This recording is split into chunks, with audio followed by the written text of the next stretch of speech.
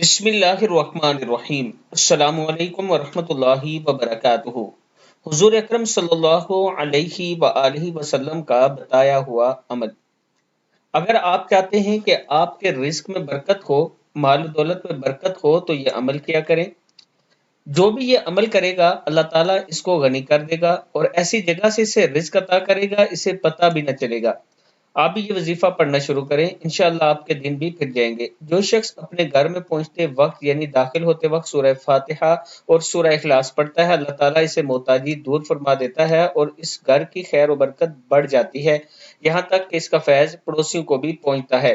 سورہ فاتحہ۔ بسم اللہ الرحمن الرحیم، الحمد للہ رب العالمین، الرحمن الرحیم، مالک یوم الدین، ایاک نعبد و ایاک نستعین، اہدنا الصراط المستقیم، صراط الذین انعمت علیہم غیر المغضوب علیہم ولا الضالین، آمین۔